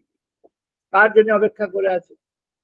না, তিনি অপেক্ষা করে আছেন একজনের জন্য, অপেক্ষা করে আছেন তার মনের মধ্যে যদি এটা জেগে উঠত, যদি এটা জেগে উঠতো, তার অভিমান যদি জেগে উঠতো, যদি তার মনের মধ্যে অভিমান জেগে উঠতো, তো আমি তো এতদিন হলো, আজকে এত 30 বছর ধরে অপেক্ষা করে আছি রামচন্দ্রের জন্য, আমি তো সেই চলে এসেছি শবরদের ওখান থেকে, সেই তখন থেকে আমি বনে বাস করছি, কৃচ্ছ সাধন করছি, এত সব সাধন ভোজন করছি, এত সব যোগদান করছি, এত রোজই তার জন্য আমি মন্দির সাজিয়ে রাখছি, আমার যেমন সামর্থ্য তেমন, এত আমি তাকে উপহার দেওয়ার জন্য ভালো ফল, সুমিষ্ট ফল, তার জন্য ফুল বিছিয়ে রাখছি, তার জন্য কত কিছু করছি, এত সব করছি, অপেক্ষারত হয়ে আছি, অথচ সে তো আসলে অভিমান যদি জন্মাতো সবরই মায়ের মধ্যে, তাহলে রামচন্দ্রের সেখানে গমন হতো।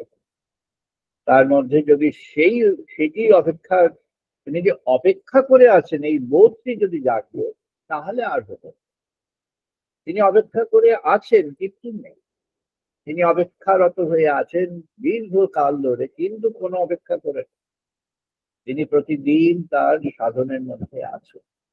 তিনি প্রতিদিন তার তার তিনি উপাস্য রামচন্দ্র অজাদা পুরুষোত্তম রাম, তাকে তিনি প্রতিদিন উপাসনা করে আছেন। কেমন ভাবে না, তিনি তার সঙ্গে যেন প্রতিদিনের সঙ্গ পাচ্ছেন। প্রতিদিনের সঙ্গ কিভাবে? তার চেতনায় শুধু ওই আছে, ওই তার চেতনায় তিনি একাত্ম হয়ে আছেন, তিনি একমন হয়ে আছেন, তার সঙ্গে যেন একই হয়ে আছে, তিনি যেন ভগবানের সঙ্গে স্পর্শে আছে, তিনি যেন ভগবানের সঙ্গে মিলিত হয়ে আছেন। সবরী দেবীর প্রতীক্ষা, তাই জন্য সবরী দেবী সেই প্রতীক্ষার মধ্যে আছেন, তিনি অপেক্ষা, তিনি অপেক্ষা করে আছেন। কেন অপেক্ষা? কেন না, শি ইজ শিওর, সার্টেন। অপেক্ষা এই জন্য তিনি সার্টেন, তিনি সার্টেন, সে শিওর যে তিনি এই তার যে অপেক্ষা, তিনি অপেক্ষমান হয়ে আছেন, কিন্তু নেই। And she's certain that God is going to comply with her prayer from within. God তার কাছে তার মতো করে তিনি যেমন ভাবে চাইবেন, ঠিক তেমন ভাবে আচমকা তিনি হঠাৎ কখনো চলে আসবেন, এবং কখনো তিনি সেখানে এসে তিনি তার চেতনার যে, তার যে আধ্যাত্মিক ইয়ে ছিল, তার যে আধ্যাত্মিক অবস্থা ছিল, তার মধ্যে একটা আধ্যাত্মিক দুঃখ হতে পারত, কিন্তু হয় আধ্যাত্মিক দুঃখ এখানে যদি আসে, যদি প্রতীক্ষার জন্য আধ্যাত্মিক দুঃখ জেগে ওঠে, যদি তার মধ্যে অভিমান জেগে ওঠে, তাহলে তার সাধনটি সেখানে স্পয়েলড হয়ে গেল, নষ্ট হয়ে গেল, সেটি আর সাধন রয়ে গেল। সেটি তখন তার একটা অ্যাকশন হলো। অ্যাকশনটি হলো ঠিক আছে, গুড অ্যাকশন, তিনি একটা ভালো অ্যাকশন করেছেন, তার একটা ফল আছে। অ্যাকশনের ফল যা হয় সেগুলো হবে, কিন্তু তিনি যে সাধনের পথে আছেন, যে অপেক্ষায় আছেন, সে ইজ ওয়েটিং, সে is waiting waiting waiting for a long period of time. সেই ওয়েটিং এর জন্য তার, তিনি ওয়েটিং করে আছেন, সেই ওয়েটিং এর জন্য তিনি এখন তার যে অভীষ্ট, তার যে অভীষ্ট যিনি, সেই অভীষ্ট তার কাছে তখন যেন স্বাচ্ছন্দ্যে আগমন করবে। যেমন আমরা শ্রী রাধিকার, আমাদের বৈষ্ণব তত্ত্বে শ্রী রাধিকার প্রতীক্ষা, শ্রী রাধিকা দেবীর প্রতীক্ষা, এখানে আমাদের যে ষড়গোস্বামীর মধ্যে জীব গোস্বামী যে ভক্তি তত্ত্বের মধ্যে, এবং আমাদের গোস্বামী মহারাজদের প্রায় সবারই মধ্যে, সনাতন রূপ সবারই মধ্যে, জীব সবারই মধ্যে যে ভক্তি তত্ত্ব ফুটে উঠেছে, শ্রী রাধিকার যে প্রতীক্ষা, কেমন ভাবে প্রতীক্ষা না, তিনি যেন অনন্তকাল প্রতীক্ষা করে আছেন, অথচ ক্ষণ মুহূর্ত তিনি প্রতীক্ষা করে আছেন। অপেক্ষা আর প্রতীক্ষায় দুটির মধ্যে তফাৎটা কি হলো, সেটি আমাদের বুঝতে হবে। অপেক্ষায় তিনি অপেক্ষমান হয়ে আছেন সর্বদি, আর কিছু নেই, তার আর অন্য কোনো পরিচয়, অন্য কোনো কিছু সেখানে কিছু নেই। রাধারানী দেবীর যে প্রতীক্ষা, সেটি তিনি প্রতীক্ষা করে আছেন, সেখানেও তার চিত্তের মধ্যে অন্য দ্বিতীয় নাস্তি, দ্বিতীয় নেই, কৃষ্ণ বিনা দ্বিতীয় কিছু নেই, কিন্তু তার সহযোগ আছে।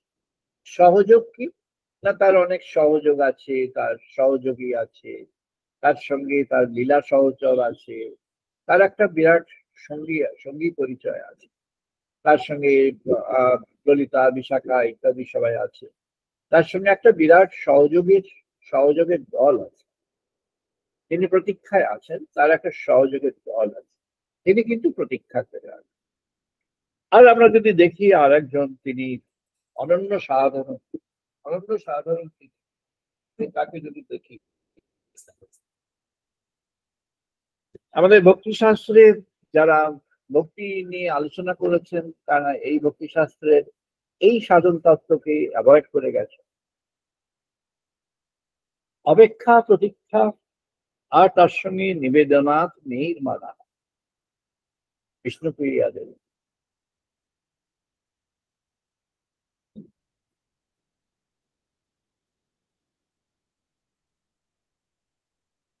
বিষ্ণুপ্রিয়া দেবী তিনি চৈতন্য ভজনাকে চালু করলেন।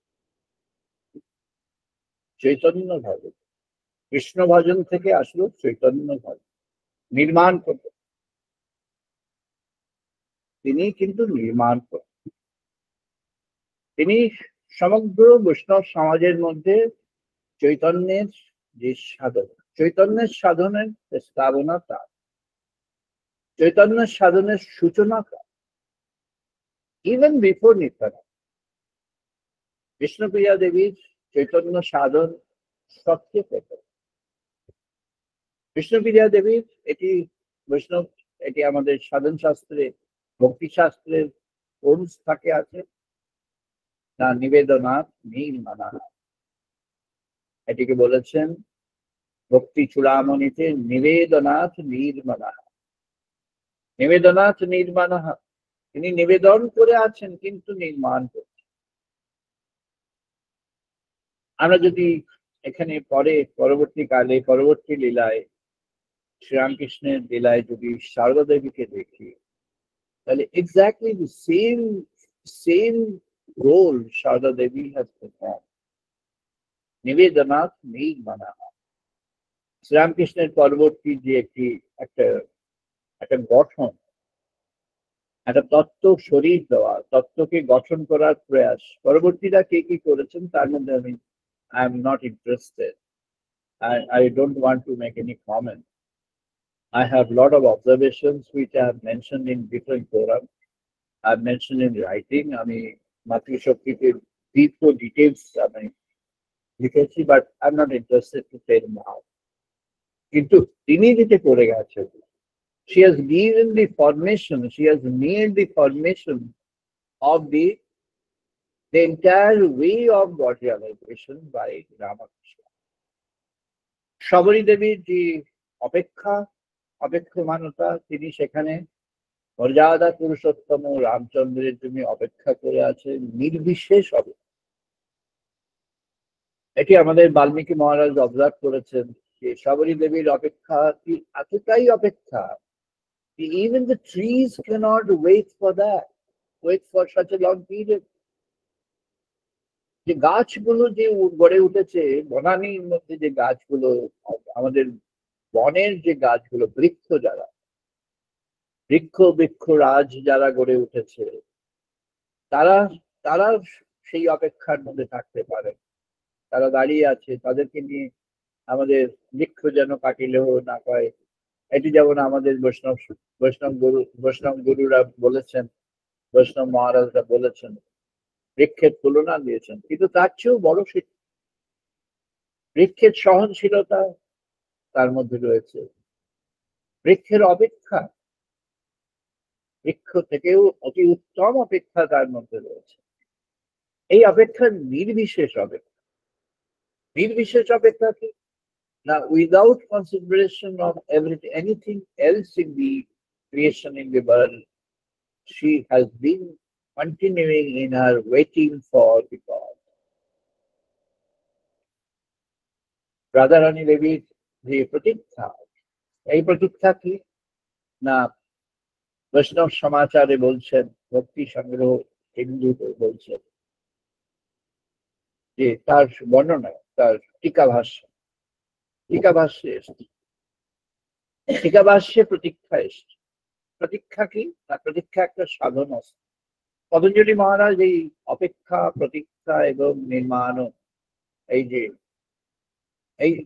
যে তিনটি ধারা, এই যে নিবেদনাথ, নির্মাণ, এই তিনটে ধারার মধ্যে পতঞ্জলি মহারাজ প্রবেশ করেননি, কারণ ভক্তির দিকে তিনি যেতে চাননি। এই জন্যই তিনি বলে দিয়েছেন, ঈশ্বরও প্রণিধানাথ, ঈশ্বরকে প্রণিধান করো তুমি তোমার মতো। এটি হলো সেই ঈশ্বর প্রণিধানাথ। তুমি যেমন করে ঈশ্বরকে, ভগবানকে যেমন করে তুমি বুঝতে চাইছো, তেমন করে বলছো। তুমি হয় আমার এই সমাধির রাস্তায় চলো, আর না হলে তুমি ভগবানকে যেমন করে বুঝতে চাইছো তেমন করে বলছো।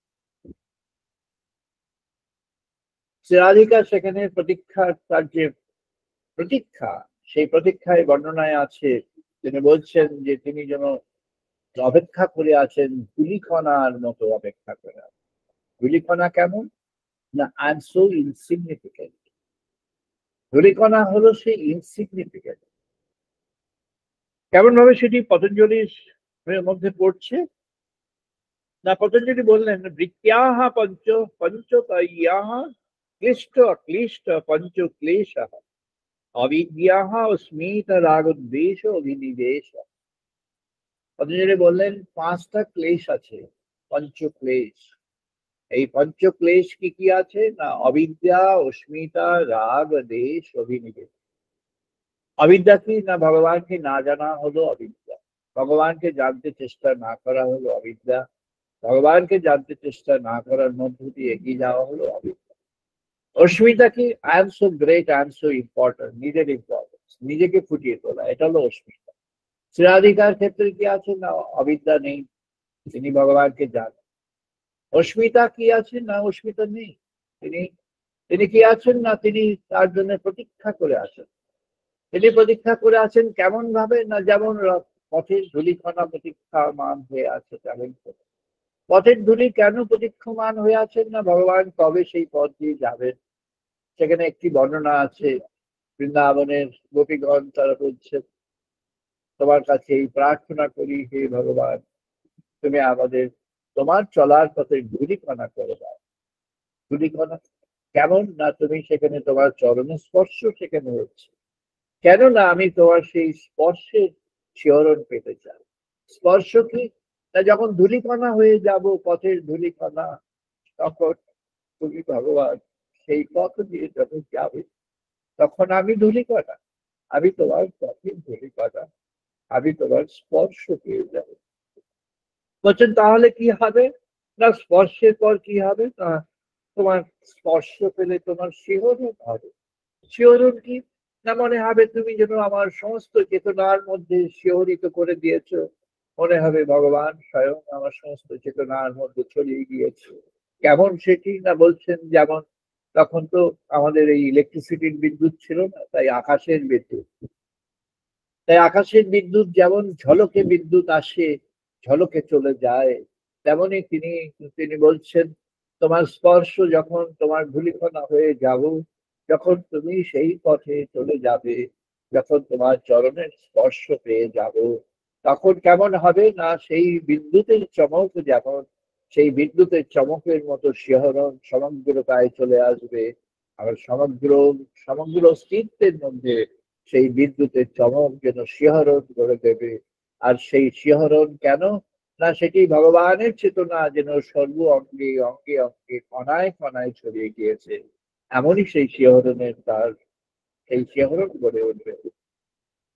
বলছেন এরপর যখন এই শিহরণ আসবে, তুমি তোমার তখন দৃষ্টি খুলে যাবে, হে অর্জুন তুমি তো পারবে না, তুমি আমাকে আমাকে তুমি দেখতে পাবে না। তুমি এই এই যুদ্ধের মধ্যে আছো, তুমি বিস্মৃত হয়ে গেছো তোমার নিজের পরিচয়, তুমি সবই বিস্মৃত হয়ে গেছো, তুমি এখন তুমি ডিপ্রেস, তুমি এখন তুমি নিজের পরিচয় থেকে বিস্মৃত হয়ে তুমি যেন একটা জীবে পরিণত হয়ে গিয়েছো। তুমি এবার আমাকে যদি দর্শন করতে হয়, তাহলে আমার স্পর্শজনিত যে শিহরণ, সেই শিহরণ তোমার দৃষ্টি উন্মোচন করে দেবে, তোমার এখন দর্শন হবে। তাই অর্জুনের তখন দর্শন হবে। অর্জুনের কি দর্শন হবে, না তিনি তখন ভগবানকে দেখবেন, ভগবানের বার্তা বার্তা শুনবেন, আর ভগবানকে দেখবেন। কেমন করে দেখবেন, না তার মধ্যে দর্শনকে ঢুকিয়ে দিয়েছেন ভগবান। তাই বলছেন শিহরণ হলো তারপরে দর্শন শ্রবণ। তুমি শ্রবণ করো হে অর্জুন। সেই উনি যোগ বললেন, উনি উনি অর্জুনকে আত্মতত্ত্ব বললেন, যেটি সাংখ্যের মধ্যে দিয়ে বললেন। তিনি আত্মতত্ত্বকে বললেন। সাংখ্য কি, না Sankhya is mathematics. Sankhya is mathematics, it's pure science. কেমন সেই পিওর সায়েন্স, না তোমাকে জানতে হবে আত্মা সেখানে নির্বিশেষ হয়ে আছে তোমার অভ্যন্তরে, সেই আত্মাই তোমার সকল কাজের উৎস। তিনি প্রাণের শক্তি হয়ে প্রাণকে প্রাণকে তিনি ধারণ করে আছেন। তিনি শ্বাস প্রশ্বাস। শ্বাস কি, না যখন তুমি প্রাণকে নিয়ে আসছো, প্রাণকে তুমি নিয়ে এসেছো শ্বাস। প্রশ্বাস কি, না তুমি প্রাণ অপানকে যখন অপান বায়ুকে যখন তুমি বার করে দিচ্ছ, প্রশ্বাস হচ্ছে। সেটি কেমন করে তোমার মধ্যে প্রবেশ করলো, পতঞ্জলি মহারাজ বললেন ইড়া পিঙ্গলা সুষুম্না। ইড়া পিঙ্গলা সুষুম্না কি, সোজা হয়ে বসে দেখুন, সবাই এক্সপিরিয়েন্স করুন, আমি শুধু বলে যাচ্ছি। যদি যখন বসবেন তখন দেখবেন মেরুদণ্ডের মধ্যে যে ভার্টিব্রাল কলাম যাকে বলা হয় সুষুম্না, তার দুদিকে দুটি নালী সে প্রবাহিত হয়ে চলেছে, একটি ইড়া একটি পিঙ্গলা। ইড়া পিঙ্গলা কি, না ইড়া পিঙ্গলা ভগবানের মেসেজ তোমার চেতনাকে সে যে জাগিয়ে তুলছে, সে মাঝে মাঝে হাত ধরাধরি করছে।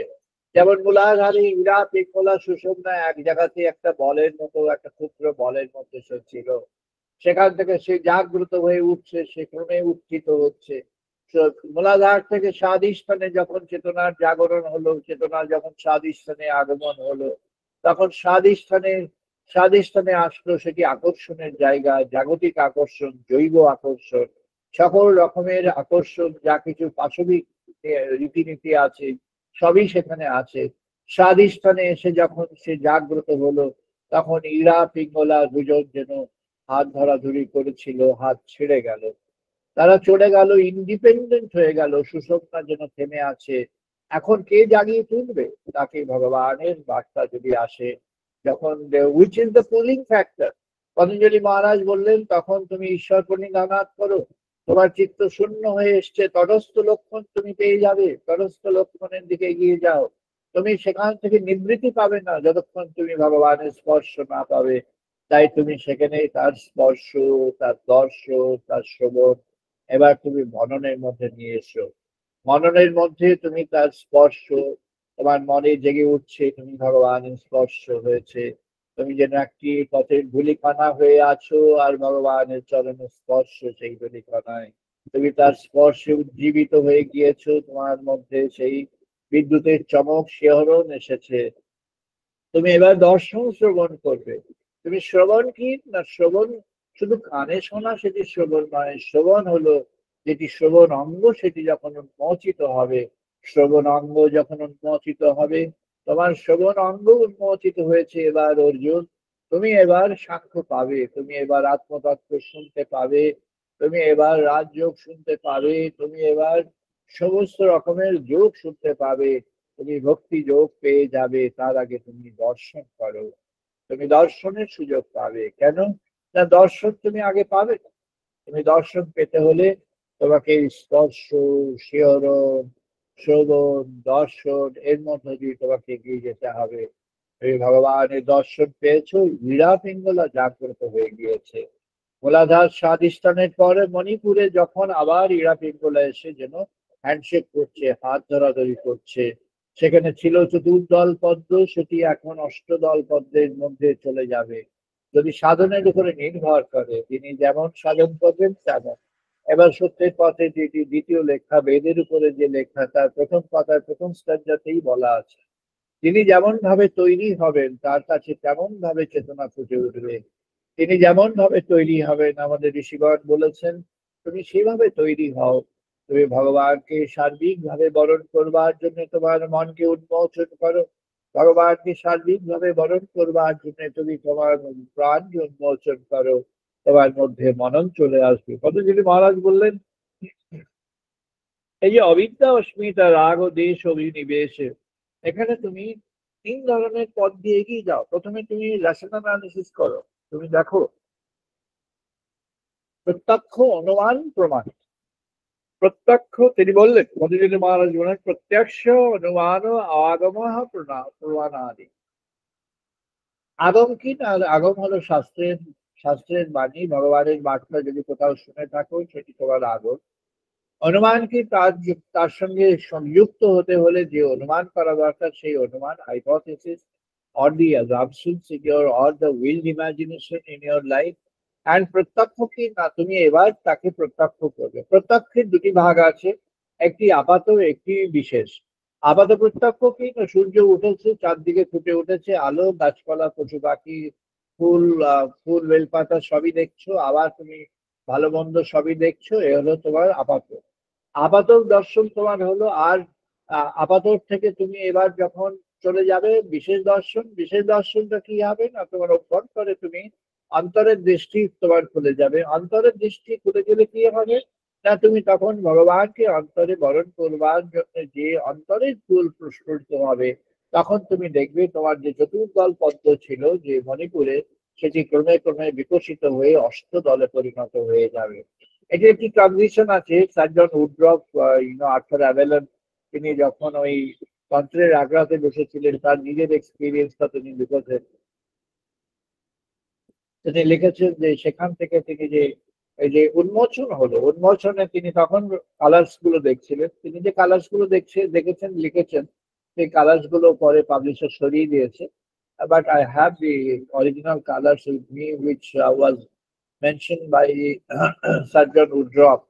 সেই কালার্স গুলো হচ্ছে সাময়িক, ক্ষণিক, একজনের জন্য বিশেষ। এই কালার্স গুলো একই রকম থাকে না, কালার্স গুলো চেঞ্জ হয়ে যায়। যিনি সাধন পথে আছেন, যিনি নিবিড় সাধনে আছেন, তার জন্য কি হতে পারে সেটি বলা যাবে, সেটি ওয়ান টু ওয়ান যখন হবে বলা যাবে। কিন্তু এটি সাধারণভাবে এর কোনো কালার বর্ণনা না করাই ভালো, কারণ it depends on the condition of mind and the level of consciousness that you have attained in the process of your meditation. Patanjali মহারাজ বলছেন, যখন আমরা এই মনকে স্থিত করতে পারবো, চিত্ত শূন্য হবে, তটস্থ লক্ষণ পাওয়া যাবে, সম্প্রজ্ঞাত সমাধির অবস্থা থেকে এবার আমরা অসম্প্রজ্ঞাত সমাধির দিকে যাব। অসম্প্রজ্ঞাতকে অনেকেই বলেছেন নির্বিকল্প। নির্বিকল্প কি না, যেখানে কোনো বিকল্প নেই। বিকল্পবিহীন কি? বিকল্পবিহীন হচ্ছে নন গড, কিছু নেই, অল আর গড, সবকিছু ভগবান। ভগবানই যেন ফুটে আছেন এই আকাশ বাতাস, তরুলতা, এই গাছপালা, পশু পাখি, মানুষজন, সবই your body, your mind, and anything and everything. It is all reflections of God, not only reflection, it is all comprised of the elemental divinity within. সবকিছুর মধ্যে যেন ব্রহ্ম সনাতন স্বয়ং যেন ডুবে আছেন। সেটি হলো যখন জানা যাবে, তখন কি হলো না, তখন চিত্তের শূন্যতা তখন আর থাকেনি, তখন চিত্ত নেই। কেন নেই? না, চিত্ত তখন ইনভিজিবল হয়ে গেছে। কি করে হয়ে গেল? না, পতঞ্জলি মহারাজ বলেছেন, তটস্থ লক্ষণ যখন হলো, তটস্থ লক্ষণে তুমি ঈশ্বর প্রণিধানাত করেছো, তুমি ভগবানকে ভেবেছো, হয় তুমি সবরী মায়ের জন্য, তুমি সেই যে উনি অপেক্ষা করে আছেন ভগবানের জন্য, তুমি অপেক্ষায় আছো, অপেক্ষায় আছো, অপেক্ষায় আছো, অপেক্ষায় আছো, তুমি অপেক্ষা করে আছো ভগবান আসবে, কিন্তু তোমার মনে কোনো বিক্ষেপ হয়, তাই তুমি, তোমার চিত্ত তখন শূন্য হয়ে গিয়ে পূর্ণ হয়ে আছে। অথবা তুমি শ্রী রাধারানী দেবীর মতো তুমি প্রতীক্ষা করে আছো। প্রতীক্ষা কি আছো না, তুমি ধূলিকণা হয়ে আছো, প্রতীক্ষায় আছো যখন সে ভগবান স্বয়ং সেই স্পর্শ দান করবেন। সেই স্পর্শে কি হবে না, তোমার মধ্যে শ্রবণ দর্শন উন্মোচন হয়ে যাবে। আর পরিণামে কি হবে? শ্রবণ দর্শন যখন হয়ে গেল, তোমার প্রজ্ঞার তোমার অন্তঃস্থাপন হয়ে যাবে, অন্তরের আলোক জাগ্রত হয়ে যাবে। তখন তোমার মধ্যে প্রজ্ঞা, ব্রহ্ম প্রজ্ঞা জাগ্রত হবে। এই ব্রহ্ম প্রজ্ঞা যখন জাগ্রত হলো, তখন তোমার কি অবস্থা হলো না, ব্রহ্ম প্রজ্ঞা তখন নির্বিশেষ হয়ে গেল। অর্থাৎ ব্রহ্ম প্রজ্ঞা যখন জাগ্রত হলো, তার মধ্যে সবই আছে, but nothing is there. So everything now converges to nothingness. তখন সবই আছে, কিন্তু সবই তখন কি হয়ে গেল না, ঘুমা হয়ে গেল। ঘুমা কি অবস্থা না, ঘুমার অবস্থার মধ্যে কোনো পরিচয় নেই। ঘুমাতে কি কি আছে, নেই, কোনো পরিচয় নেই।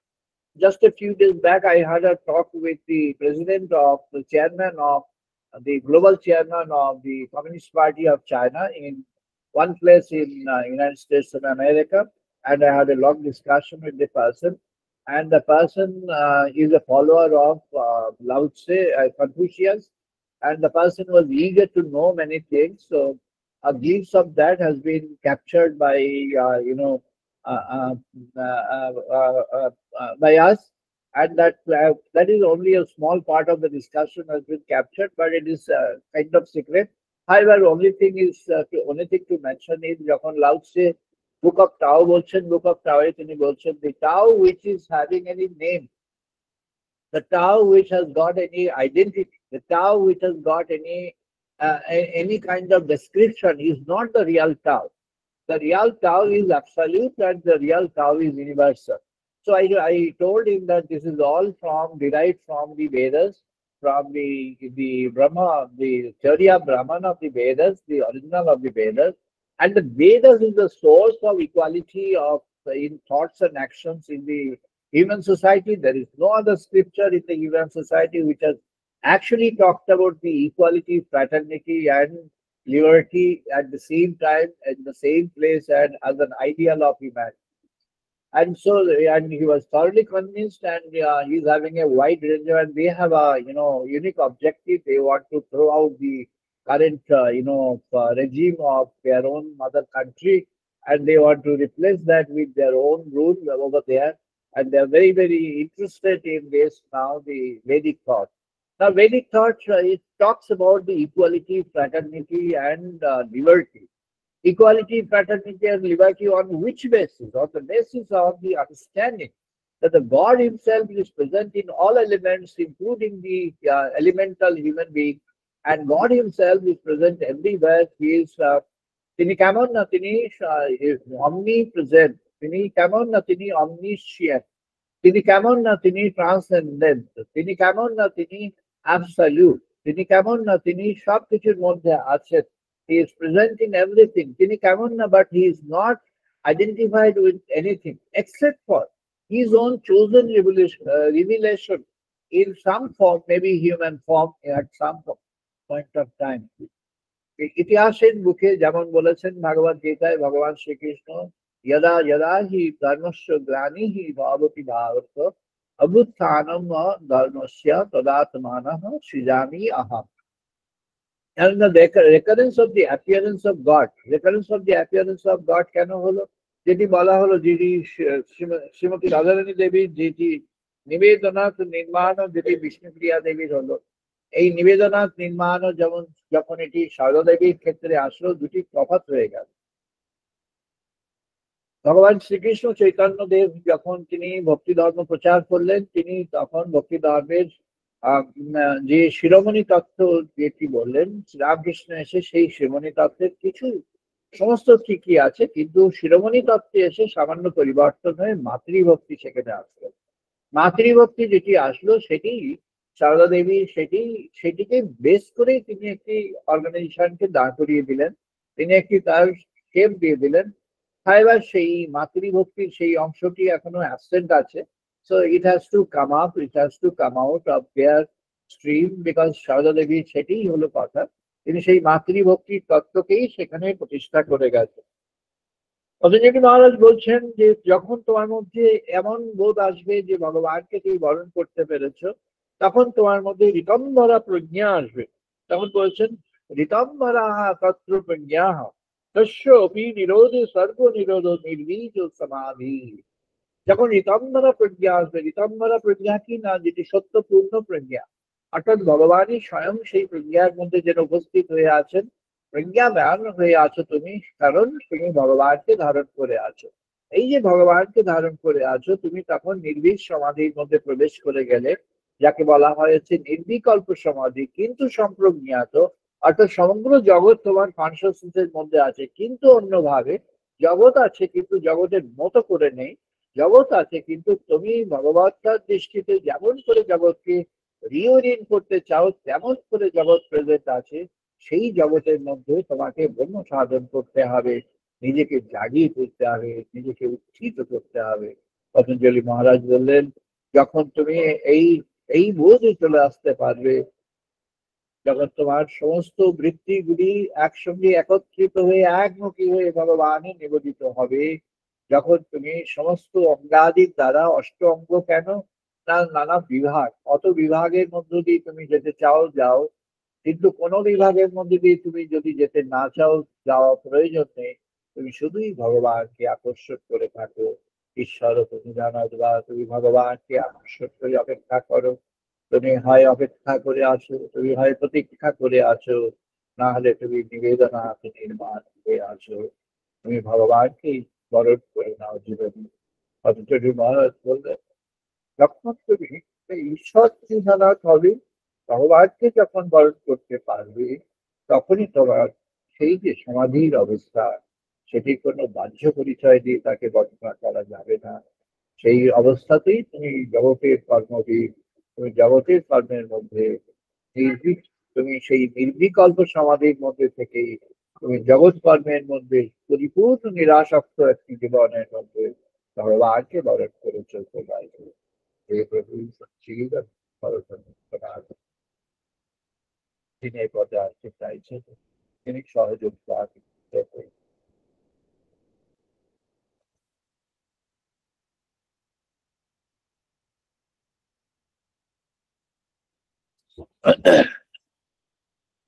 আমরা এখন বেদমন্ত্র পাঠ করবো, সবাই পার্টিসিপেট করুন।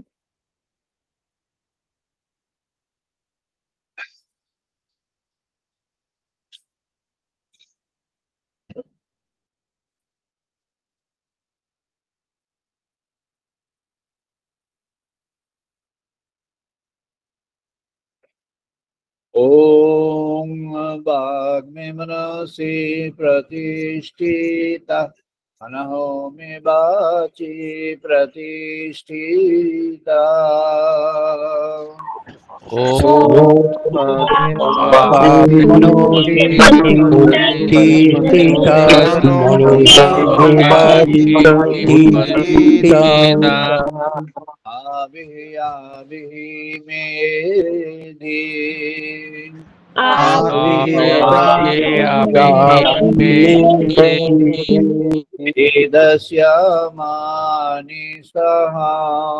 श्रुतं मे मा प्रहसिहा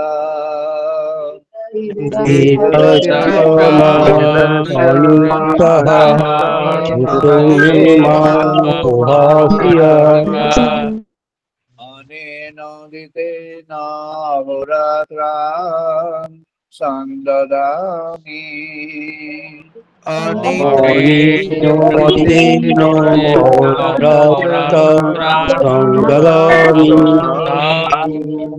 वदिष्यामि सत्यं वदिष्यामि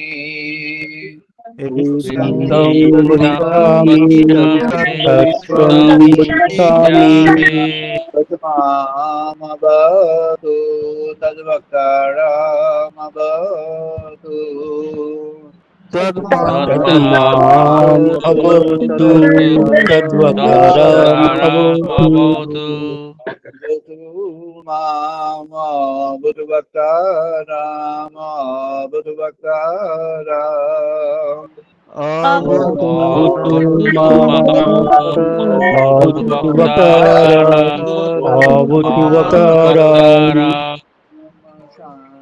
शांति शांति शांति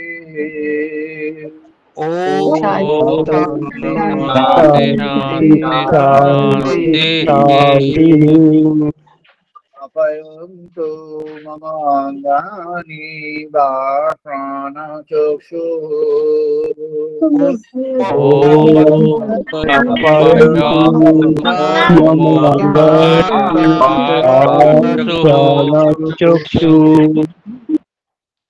श्रोत्रमाथः बलम् इन्द्रियाणि च सर्वाणि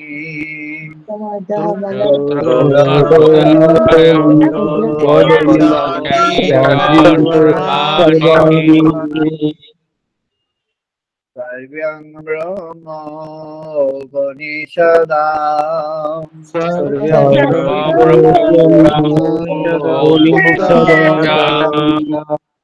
माहं ब्रह्म निराकुर्यात् मामा ब्रह्म निराकरोत्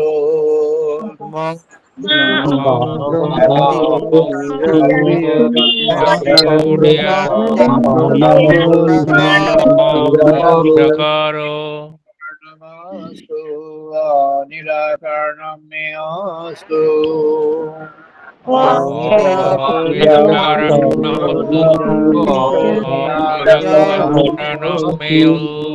नमस्ते मयि सन्तु ते मयि सन्तु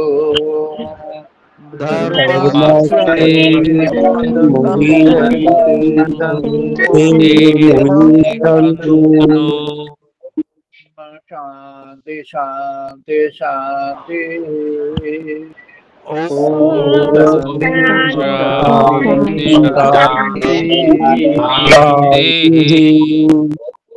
पूर्णमादः पूर्णमिदं पूर्णात् पूर्णमुदच्यते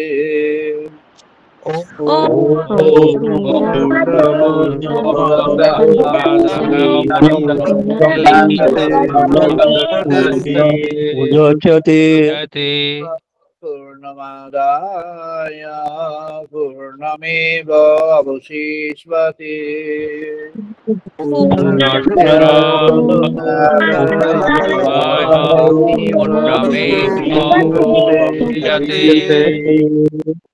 ओम शांति शांति शांति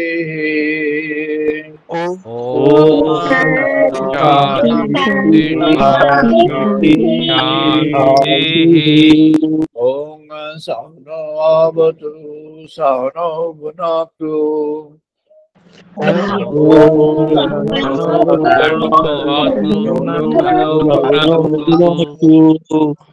वीर्यं करवावहै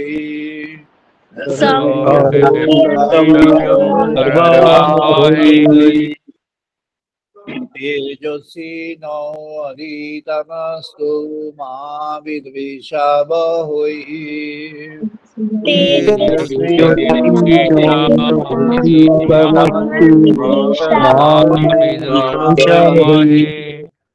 शांति शांति शांति ओम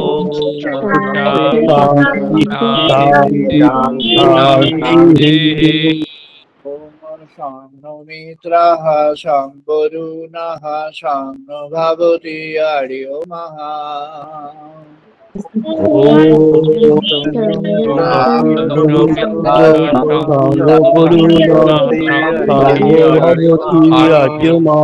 शान्नो इन्द्रः बृहस्पतिः शान्नो विष्णु रुक्रमः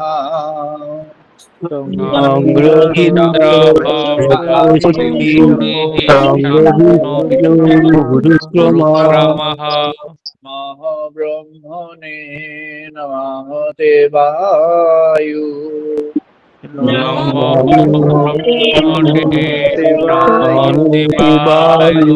त्वमेव प्रत्यक्षं ब्रह्मसि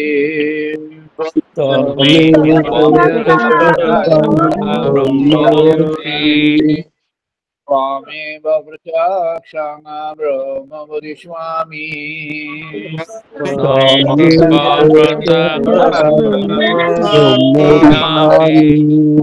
सत्यं वदिष्यामि सत्यं वदिष्यामि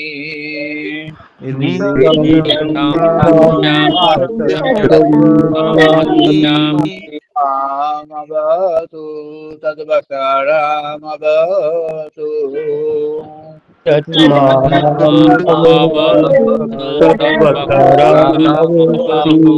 भवतु मामवतु वकारा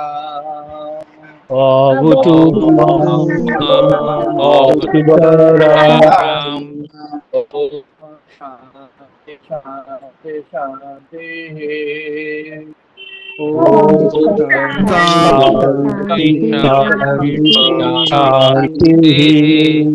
ओम भद्रं कर्णे भीषणां देवा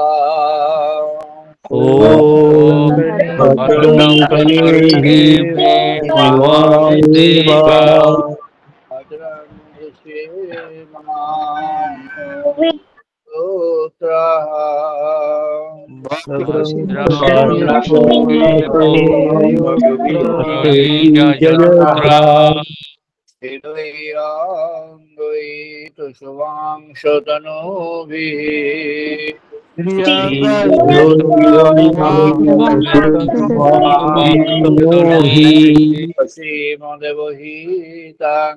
यतायु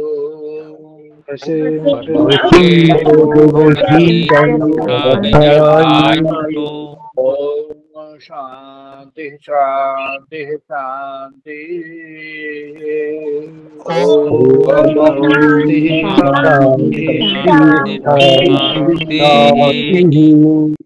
टू मिनट ध्यान करबो now 2 minutes meditation by all of us 2 minute ध्यान